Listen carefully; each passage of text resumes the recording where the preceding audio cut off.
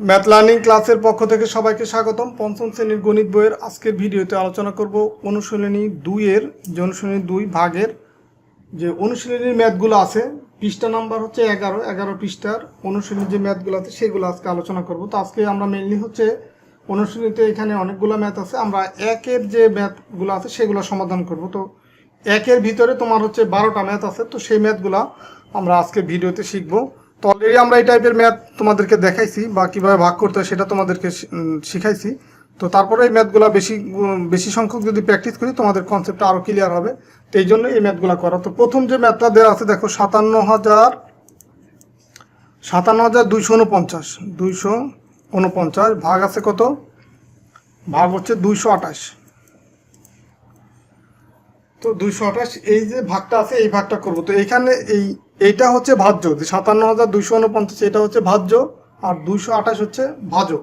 তার মানে 228 দিয়ে এটাকে ভাগ করতে হবে। তো আমি সেটা লিখব যে 57,249 এটাকে ভাগ করব কত দিয়ে? 228 দিয়ে ভাগ করবো। আর ভাগফলটা লিখবো হচ্ছে আমরা যে উপরে লিখব। তো এখন দেখো এটার নিয়ম হচ্ছে এইখানে যেটা ভাজক থাকবে সেটা কয়টা অঙ্ক আছে এটার ভিতরে, এটা আগে চিন্তা করবো। তো দেখো 228-এর ভিতরে অঙ্ক আছে কয়টা? 3টা। তাহলে এইখানেও মিনিমাম 3 অঙ্কের সংখ্যা চিন্তা করতে হবে। তার 3 অঙ্কের সংখ্যা ধরো আছে কয়টা? যদি আমরা নেই 3 অঙ্কের সংখ্যা, এই লাস্টের 2টা যদি বাদ দিই তার মানে এখানে থাকতেছে 572। এটা কিন্তু 3 অঙ্কের একটা সংখ্যা। তো 228 এই 572-এর ভিতরে যায় কিনা সেটা দেখতে হবে। আর এই 572-এর এই যে 3 অঙ্কের সংখ্যাটা নিলাম, এটা অবশ্যই এই ভাজক থেকে বড় হতে হবে, মানে 228 থেকে অবশ্যই বড় হতে হবে।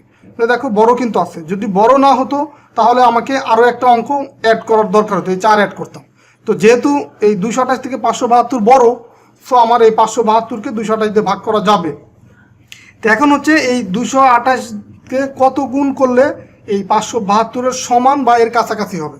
এটা নিয়ম হচ্ছে 228 এইখানে যে ভাজকটা থাকবে সেটাকে 1 দিয়ে বা 2 দিয়ে বা 3 দিয়ে গুণ করার ফলে আমরা এই 572 বা এইখানে যে সংখ্যাটা থাকবে তার সমান বা তার কাছাকাছি যাব, কিন্তু কোনোভাবেই এই ভাজ্যর ঘরের যে সংখ্যাটা থাকবে তার চেয়ে বড় হওয়া যাবে না।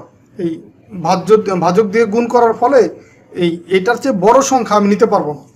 তার মানে আমি এই যে 228-কে দেখবো যে কত দিয়ে গুণ করলে 572 এর কাছাকাছি বা এর সমান হয়।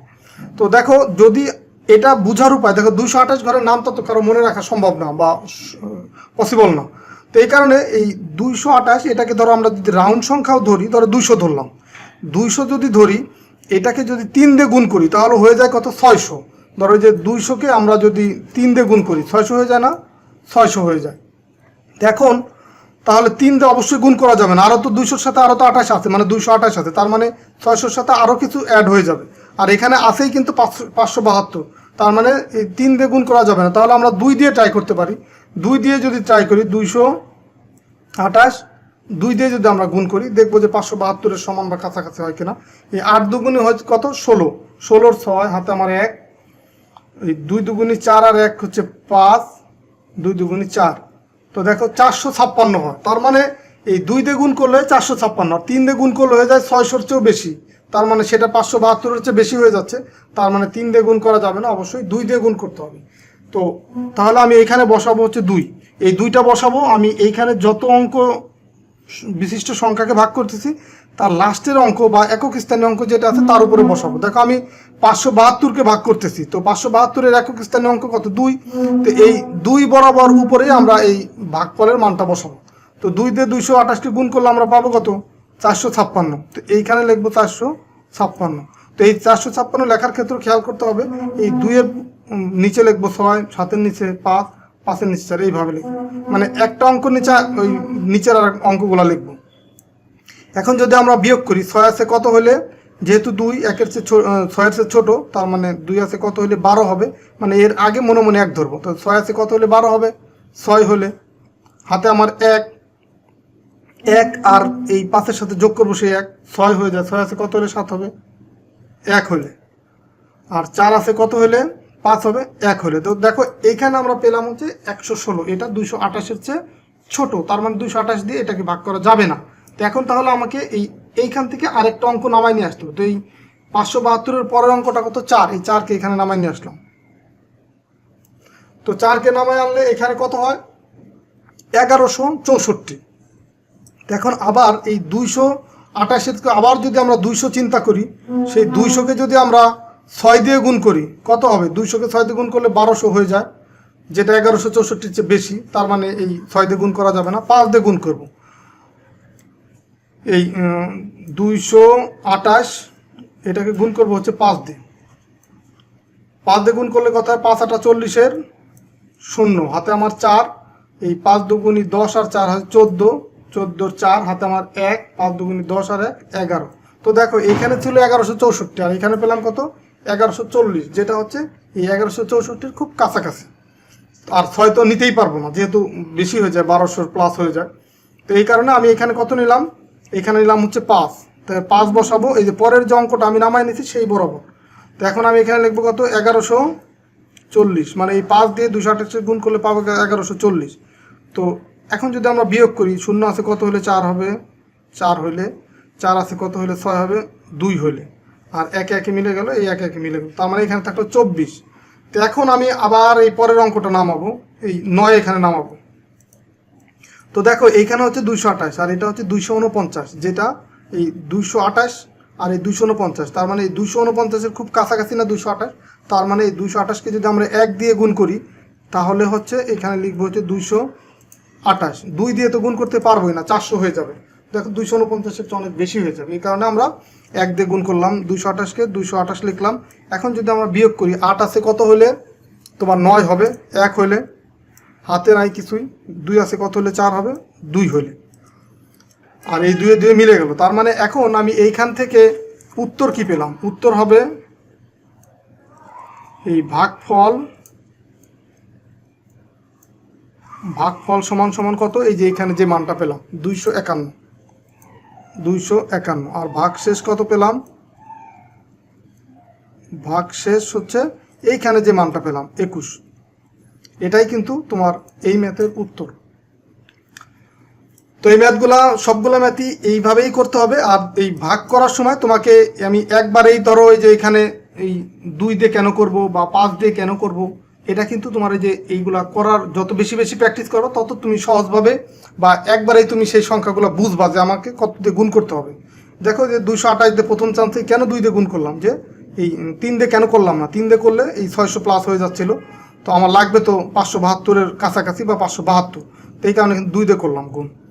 বা তারপরের বার কেন আমি 5 দিয়ে করলাম? দেখো এই যে এই সংখ্যাটাকে যদি আমরা 200 মনে করি, প্রথমেই তুমি এই প্রথমের যে অঙ্কটা আছে এই অঙ্ক, সেইটাকে তুমি গুণ করেই দেখবা যে 1100-র কাছাকাছি কোনটা দিয়ে গুণ করলে হয়। দেখো 5 দিয়ে গুণ করলে কিন্তু 5 দুগুণী 10, 1000 হচ্ছে, আর 28 আছে সেটাকে গুণ করলে এই 1140 হয়ে যাচ্ছে টোটাল, যেটা এটার কাছাকাছি। আর 6 দিয়ে গুণ করলে কিন্তু প্রথম চান্সে এই 2-কে 6 দিয়ে গুণ করলে 12 হয়ে যাচ্ছে, তো সেই 12 কিন্তু আমরা 1200 হয়ে যাচ্ছে, নিতে পারবো না। তো এইভাবে করেই তোমাকে বুঝতে হবে যে কোনটা দিয়ে গুণ করলে তোমার এটা সহজে মিলাইতে পারবো। আর আমি এই যে এইটুকু জাস্ট তোমাদের বোঝানোর সুবিধার্থে করলাম, এইটুকু কিন্তু করতে হবে না। এটা তোমার ম্যাথটা হচ্ছে এখান থেকে যে এইটুকু করলেই এই ম্যাথটা হয়ে যাবে, আর বাকিটুকু তোমাদের বোঝানোর সুবিধার্থে করলাম। তো এখন আমি 2 নম্বর ম্যাথটা করি। এটা ছিল তোমার 1 নম্বর, আর এখন আমরা 2 নম্বর ম্যাথটা করি। তো 2 নম্বর ম্যাথে দেখো কি দেওয়া আছে যে 43,932। আমরা একবার এই ভাগটা করি যে 523 আছে ভাজক, আর ভাজ্য কত হবে? 43,932। তাহলে এখানে একটা টান দিলাম। এখন দেখো এইখানে হচ্ছে 3 অঙ্কের একটা সংখ্যা 523, তো আমরা এখানেও তাহলে 3 অঙ্ক আগে চিন্তা করব। তো 3 অঙ্ক যদি চিন্তা করি হয় কত? 439, যেটা হচ্ছে 523 ছোট। তো তাহলে আমরা এই 523 দিয়ে কিন্তু এইটা যদি ভাজ্যের সংখ্যাটা যদি ছোট হয়ে যায় তাহলে সেটাকে আমরা ভাগ করতে পারবো না। তার মানে 439-কে 523 দিয়ে ভাগ করা যাবে না।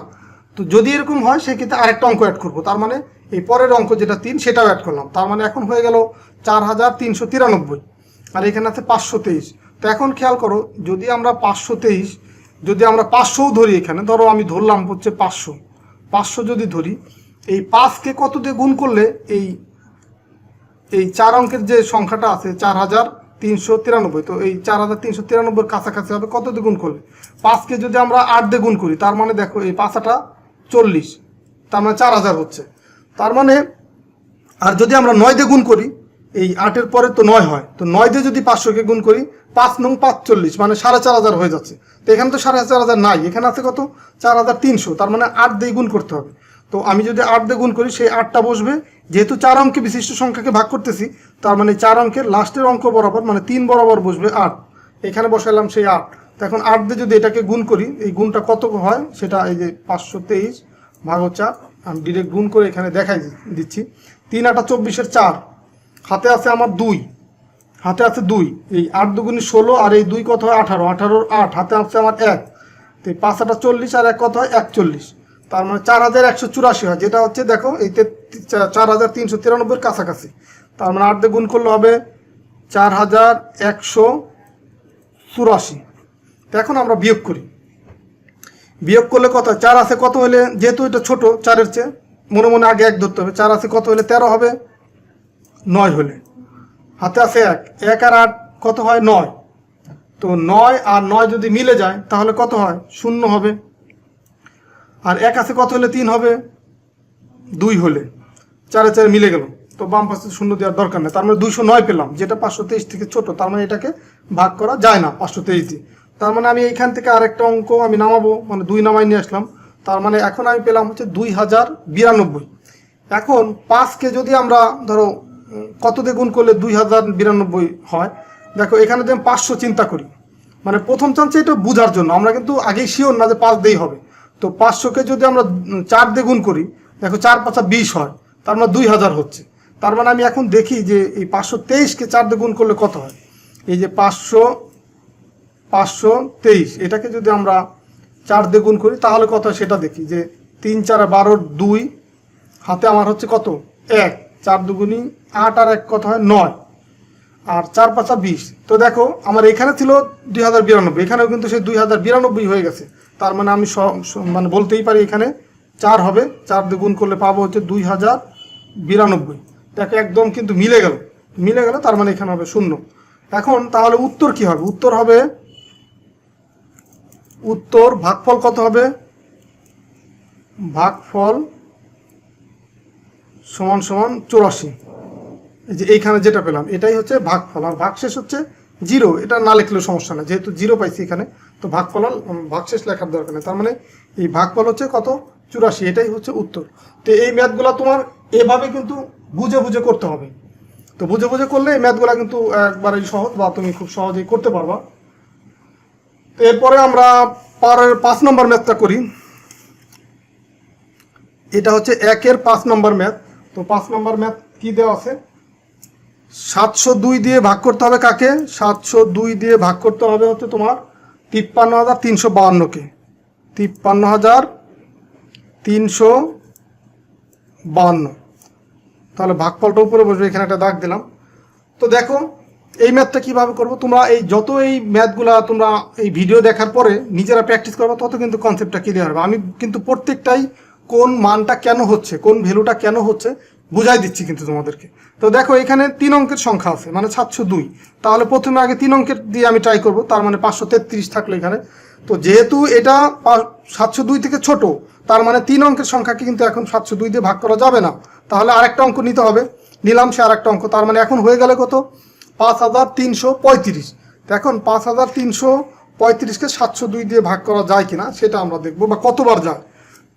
তো যদি আমি 700 ধরি, 700-কে ধরো কত দিয়ে গুণ করলে এই 5300-র কাছাকাছি হবে। তো 700-কে যদি আমরা 7 দিয়ে গুণ করি, 7-এর নাম তো আমরা জানি, 7 দিয়ে গুণ করি, দেখো এই 7 আর এই 7 গুণ করলে কত হয়? 7 7 49 হয়, আর এই 0 বসে, মানে 4900 হয়। আর যদি আমি 8 দিয়ে গুণ করি, 7 8 56 হয়, মানে এইখানে আছে 5300, হয়ে যাচ্ছে 5600। তার মানে 8 আমরা নিতে পারবো না, আমরা নিতে পারবো কত? এই 702-কে আমরা 7 দিয়ে গুণ করতে পারবো। তার মানে 7 2 14 4, হাতে আমার 1, 7 0 0, আর 1 যোগ করলে 1 হয়, সেটা বসালাম, আর 7 7 49, তার মানে 4914 হয়, 4914। আর এখানে 7 বসালাম, এই 5 বরাবর, মানে যে সংখ্যাটাকে আমি ভাগ করতেছি তার লাস্টের অঙ্ক বা একক স্থানীয় অঙ্ক বরাবরই কিন্তু এই মানটা বসাইতে হবে, ভাগফলের মান এখানে বসালাম। এখন যদি আমরা বিয়োগ করি, 4 আছে কত হলে 5 হবে, 1 হলে, 1 আছে কত হলে 3 হবে, 2 হলে।